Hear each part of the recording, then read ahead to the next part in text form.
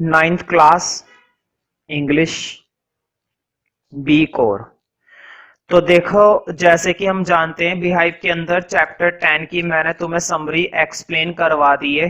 Chapter 10 के अंदर हमने पढ़ा काठमांडू के बारे में।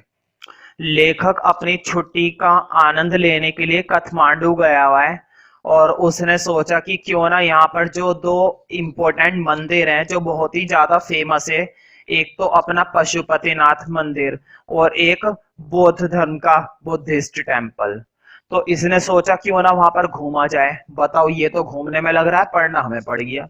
अच्छे बेवकूफ है हम। चलो खैर, हम तो नहीं है, खैर तुम तो जरूर होंगे। लेकिन तो अब समय आ गया है कि इसके कुछ शॉर्ट आंसर टाइप क्वेश्चंस पर गौर करें। और जैसा कि तुम जानते हो, जो क्वेश्चन मैं दूंगा केवल तुम्हें वही पढ़ने हैं, वही याद करने हैं, उन्हीं का टेस्ट देना है और वही क्वेश्चन में से पेपर में आएगा और गारंटी है आएगा, जरूर आएगा। ठीक है, केवल इन 4-5 क्वेश्चंस का खेल होता है मेरे पास, इससे ज्यादा कोई जरूरत नहीं है। करना चाहते हो कर लो, नहीं करना चाहते मत करो, लेकिन ये जरूर करनी है। तो अब ज्यादा समय वेस्ट ना करते हुए स्टार्ट करते हैं भाई। What difference does the author note between the flute seller and the other hawkers? Hawkers का मतलब होता है फेरी वाले, जो रेडी पर या छोटी मोटी अपने उस गाड़ी में सामान रखते हैं, जगह जगह घूमते हैं, अपना सामान बेचते हैं, उन्हें कहते हैं हॉकर्स। लेकिन जो फ्लूट सेलर था, मतलब कि जो बांसुरी बेचने वाला व्यक्ति था, बांसुरी विक्रेता था, क्या वो इतनी मेहनत कर रहा था? क्या वो जगह जगह घूम रहा था?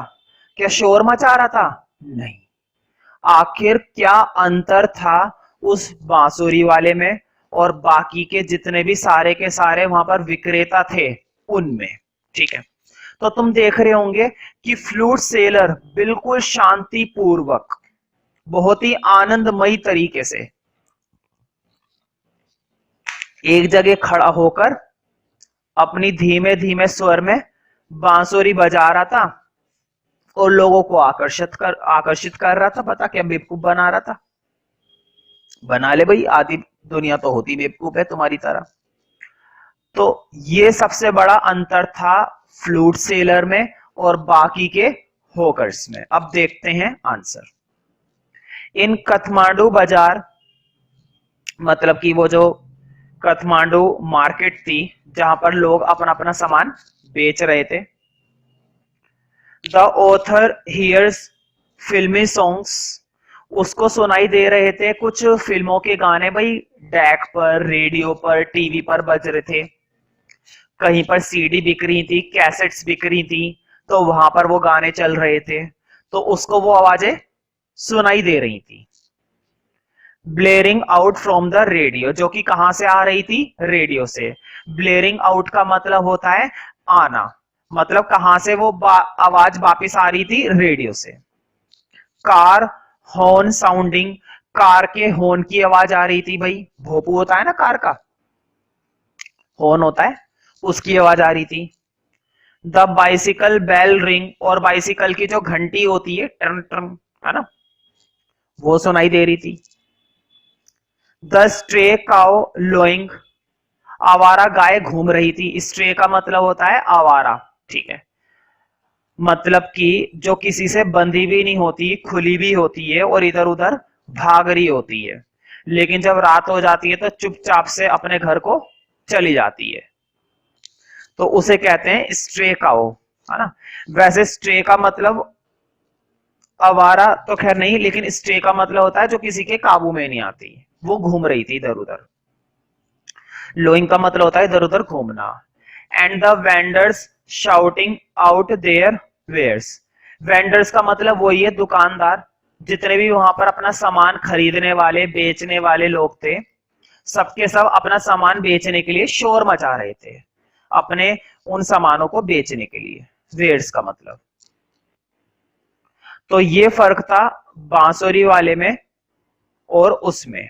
बाकी के लोग इतनी सिरदर्दी पाल रहे थे, बाकी के लोग इतनी सिरदर्दी पाल रहे थे, लेकिन बाकी वो जो फ्लूट सेलर था वो ऐसा नहीं कर रहा था। वो ऐसा नहीं कर रहा था। Second question, right a small paragraph on the Bodhnath stupa.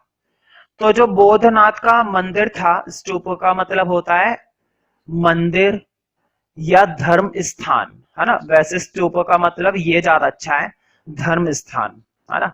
एक ऐसी जगह जहां पर हमारे धर्म से रिलेटेड या किसी विशेष धर्म से संबंधित क्या है, भगवान की मूर्ति है या भगवान की स्थापना हुई भी है, या फिर वहां पर किसी चीज की पूजा पाठ चल रही है या पूजा पाठ की जाती है, उसे कहते हैं स्तूपा।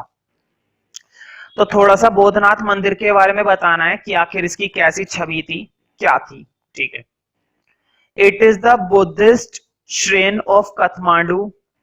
ये बौद्ध धर्म का, ये बौद्ध धर्म की बात है।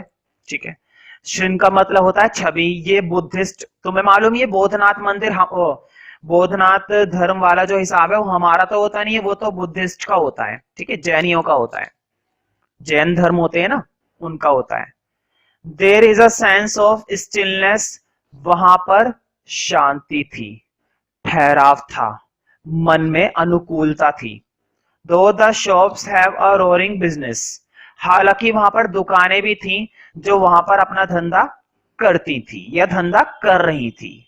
ऐसी बात नहीं है कि मंदिर के अंदर सिर्फ मंदिर के ही लोग थे, पुजारी थे। वहां पर और भी कई सारे लोग थे जिन्होंने बाहर क्या खोल रखी थी, अपनी अपनी दुकानें खोल रखी थी। भाई एक मंदिर लग जाए, दुकानें तो अपने आप ही लग जाती हैं। The Tibetan sell their felt bags, Tibetan, Tibetan वहीं के आसपास तिब्बत से आए हुए लोग थे। तिब्बत एक जगह है इंडिया के अंदर, तो वहां से लोग आकर अपना सामान बेच रहे थे। उन पर क्या हुआ हुआ होता है, तिब्बत की कढ़ाई हुई भी होती है। जैसे मान लो फॉर एग्जाम्पल मुंबई के अंदर जो चीज फेमस है उससे रिलेटेड वो सामान अपना लाकर वहां पर बेच रहे थे। तो कुछ लोग तिब्बत से आए हुए थे और वो वहां के कपड़े से बने हुए बैगों को बेच रहे थे। जैसे राजस्थानी बैग होते हैं ना, उन पर कढ़ाई हुई भी होती है, कमाल का डिजाइन होता है। राजस्थानी जूतियां होती हैं, वही चीज। तो तिब्बत से आए हुए लोग वो अपने बने हुए बैग बेच रहे थे। सिल्वर ज्वेलरी, है ना, चांदी की ज्वेलरी बेच रहे थे, आभूषण जिसे हम कहते हैं। एंड तिब्बतन प्रिंट, और जो कपड़े थे उन पर तिब्बत के प्रिंट बने हुए थे, तिब्बत के चिन्ह बने हुए थे। जैसे राजस्थान के चिन्ह होते हैं भाई, जैसे कि कोई अगर सामान खरीद के लेकर जाएगा और फिर उससे पूछेगा तूने कहां से खरीदा, तो बताएगा कि ये राजस्थानी है, मैं राजस्थान से लाया था, है ना। तो इस तरह से उन्होंने तिब्बत के क्या बना रखे थे, प्रिंट बना रखे थे, शर्ट के ऊपर तिब्बत के चिन्ह बने हुए थे। नेक्स्ट क्वेश्चन देखते हैं, Why there is an atmosphere of febrile confusion at Pashupatinath temple. देखो बोधनाथ टेम्पल में शांति थी, लेकिन जो पशुपतिनाथ मंदिर था वहां पर अत्यधिक रूप से क्या थी, हलचल थी, अत्यधिक रूप से भेड़ चाल थी। हर जगह शोर मच रहा था, हर जगह कंफ्यूजन ही कंफ्यूजन, भीड़ भड़क्का, चोर लुटेरे। चोर लुटेरे समझते हो ना भाई, मजाक के तौर पर, है कि नहीं। तो फेब्राइल का मतलब होता है अत्यधिक रूप से। वहां पर अत्यधिक रूप से क्या थी, कंफ्यूजन थी, हर जगह भेड़ चाल थी, हर जगह शोरगुल था पशुपतिनाथ टेम्पल में। अब जरा आंसर देखते हैं। देयर द प्रीस्ट, प्रीस्ट का मतलब होता है पुरोहित, जो वहां पर पूजा करते हैं, पूजा पाठ करने वाले पंडित को बोला जाता है पुरोहित, जिसको इंग्लिश में बोला जाता है प्रीस्ट। वहां पर प्रीस्ट थे, मतलब पुजारी था या फिर पुरोहित था। ठीक है, हॉकर्स, फेरी वाले थे, वहां पर सबके सब अपना अपना सामान बेचने के लिए इधर उधर अपनी रेडियां घुमा रहे थे। टूरिस्ट, वहां पर यात्री थे, पर्यटक बोलते हैं इसको हिंदी में, शुद्ध हिंदी में। वैसे अगर नॉर्मल बोले यात्री। ठीक है, काओ गाय थी, मंकी बंदर, बंदर तुम समझते होंगे, पीजन कबूतर थे, एंड डॉग्स और कुत्ते थे। वंडर हेयर एंड देयर, जो यहां वहां घूम रहे थे in ground. Worshippers to throng the place, वहां पर पूजा करने वाले व्यक्ति भी थे जिन्होंने एक लंबी कतार लगा रखी थी। थ्रोंग का मतलब होता है एक लंबी कतार, लाइनें लग जाती है ना भाई, मंदिर में अंदर दर्शन करने के लिए क्या लग जाती है, लाइनें लग जाती हैं। तो वो बहुत ही लंबी लाइन में लगे हुए थे, so that they can see the deities, ताकि वो डाइटीज से मिल सके। डाइटीज मतलब अपने भगवान से मिल सके, अपने देवता से मिल सके। जैसे पीके के अंदर है ना, पीके के अंदर आमिर खान लाइन में लगा हुआ होता है गॉड से मिलने के लिए, ठीक है, क्योंकि उसको अपना रिमोट वा चाहिए होता है। तो बिल्कुल वैसी लाइनें यहां पर लगी हुई थी, लेकिन यहां पर किसी को रिमोट नहीं चाहिए था, ठीक है। तो अक्सर तुमने देखा होगा मंदिरों में, जब भी हम किसी मंदिर में घूमते हैं तो हमें थोड़ा सा सेफ भी रहना चाहिए, मतलब कि चोर लुटेरे वगैरह भी होते हैं, ठीक है। और इसी बीच वो हमारी जेब साफ कर सकते हैं। साफ का मतलब ये नहीं कि जेब के अंदर जितनी भी धूल मिट्टी है उसे निकाल देंगे, है ना। धूल मिट्टी को छोड़कर जो पैसे है ना वो निकाल देंगे और ले जाएंगे। How does the flute seller run his business. तो आखिर वो जो बांसुरी वाला था, मैंने पहले बताया था ये एक इंपॉर्टेंट पार्ट है फ्लूट सेलर का, ठीक है, इस चैप्टर के अंदर। तो वो जो बांसुरी वाला था वो अपना बिजनेस कैसे कर रहा था, मतलब उसका जो धंधा करने का तरीका था, वो जो अपना व्यवसाय करता था कैसे करता था। तो बताओ, क्या वो स्ट्रेस लेता था? नहीं। टेंशन लेता था? नहीं। बहुत ही ज्यादा हलचल करता था, इधर उधर मेहनत करता था? नहीं। बहुत ही शानदार तरीके से बांसुरी लेता था और बजाता था। वो तो अच्छा है नाच कर नहीं दिखाता था, वरना पैसे फ्री में मिल जाए इसको, ठीक है। चलो खैर अब आंसर देखते हैं, बहुत हो गई इसकी बेइज्जती। Flute seller stands in a corner of the square near the hotel. वो क्या करता था, वो होटल का जो चौराया था, चौराहे के एक कॉर्नर में खड़ा हो जाता था, एक कोने में खड़ा हो जाता था। और खड़ा होकर वहां पर नाचता नहीं था, खड़ा होकर वहां पर क्या करता था, अलग अलग तरह की बांसुरी निकालता था, बजाता था, फिर निकालता था, फिर बजाता था। बताओ, बड़ा खाली पीली इंसान है।